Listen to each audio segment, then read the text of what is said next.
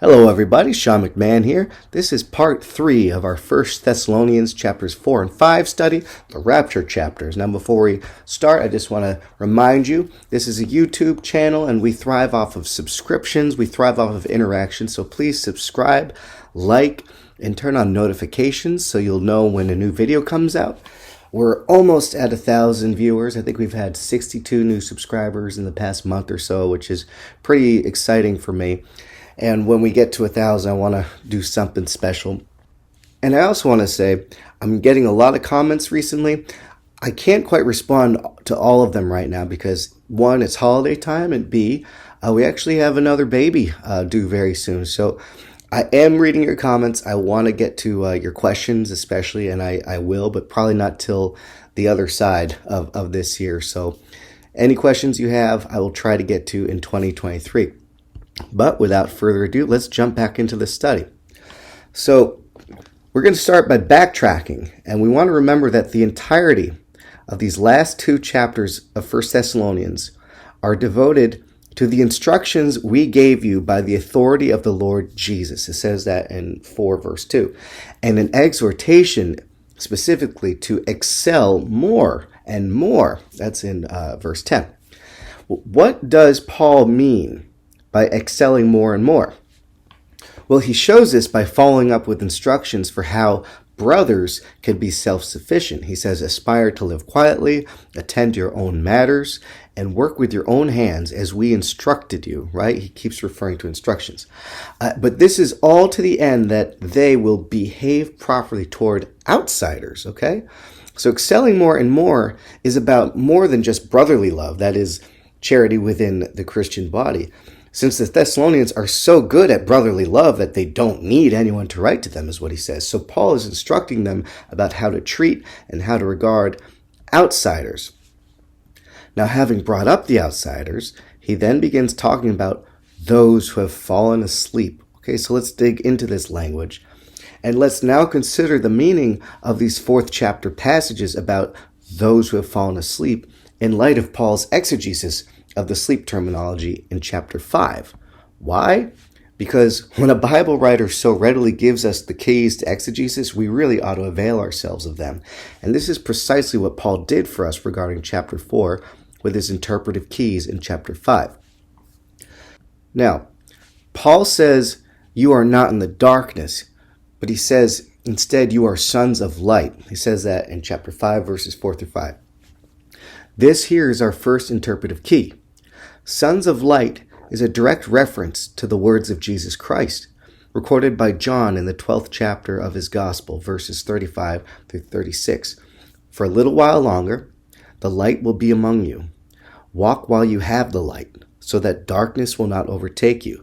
The one who walks in the darkness does not know where he is going. While you have the light, believe in the light, so that you may become, ding, ding, ding, sons of light.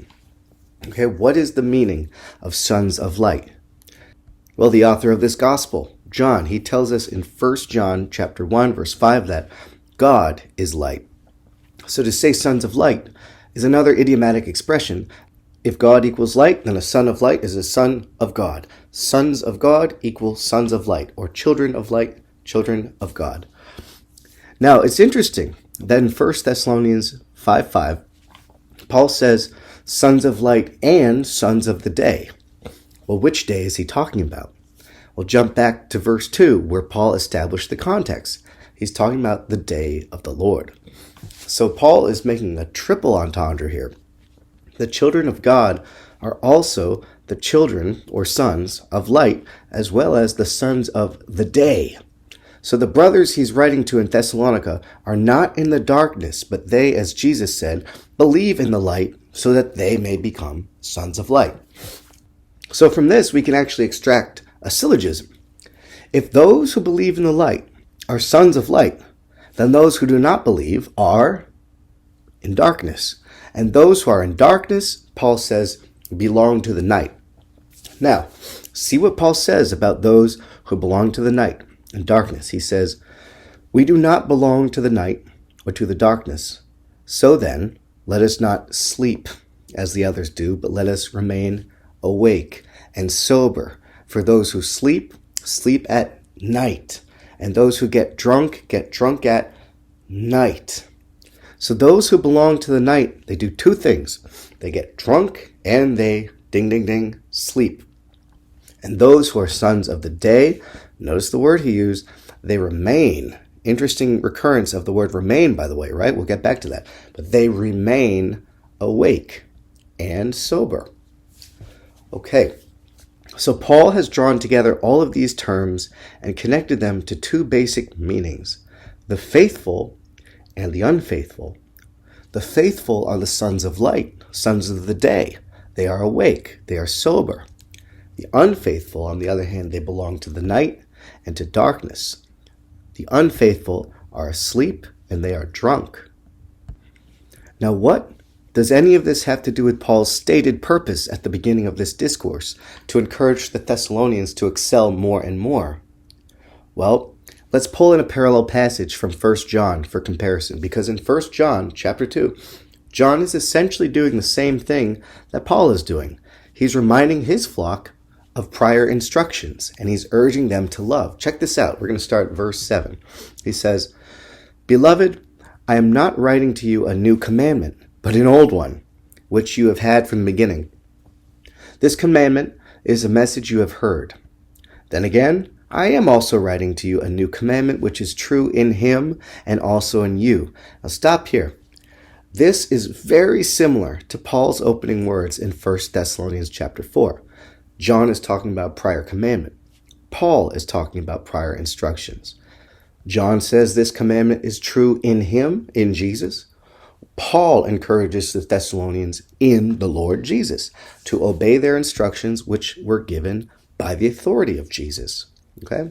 Interesting parallels, right? That's just the beginning. Now check out where John goes with this. He continues in verse 8. "For the darkness is fading, and the true light is already shining. If anyone claims to be in the light, but hates his brother, he is still in the darkness. Whoever loves his brother remains in the light, and there is no cause of stumbling in him. But whoever hates his brother is in the darkness, and walks in the darkness. He does not know where he's going, because the darkness has blinded his eyes." Well, wouldn't you know it? Just like Paul in 1 Thessalonians, John is talking about faithfulness in terms of brotherly love. And he uses the same idiomatic language of light and darkness. But John is talking about brotherly love only. Paul said the Thessalonians didn't need to have anyone write to them about brotherly love. So actually, what John is writing about is, dare we say, a level below what Paul is encouraging the Thessalonians to do. Because Paul isn't teaching about how to behave toward Christian brothers, but outsiders. Take note then of what John and Paul are saying. John says that believers who don't love their brothers are in darkness. And this has a bit of the flavor of James 2:24, when he says, you see, a person is considered righteous by what they do and not by faith alone, right? Paul, on the other hand, says that outsiders are in darkness. Now, if we take these together, it's actually hard to tell which one is leveling up more against the other when you really think about it, because on the one hand, Paul is saying, love outsiders. On the other hand, John is saying, if you don't love your Christian brethren, you basically are an outsider. So 1 John 2 and 1 Thessalonians 4 through 5, whether intentionally or not, we probably can't know. They're very similar. They both tell us in their own ways something very profound and mind-blowing about Christ. In the next part, we're going to see how Paul is going to get us there. Thank you so much for listening. I really appreciate it. I hope you're enjoying this series, this study series. I hope you're finding it edifying. Again, leave any questions in the comments or feel free to reach out via email in the link tree. And I will try to get to your questions as soon as possible. But like I said, probably not till the new year. But guys, happy I could squeeze this one in today. Merry Christmas. See you on the other side of the holidays. God bless.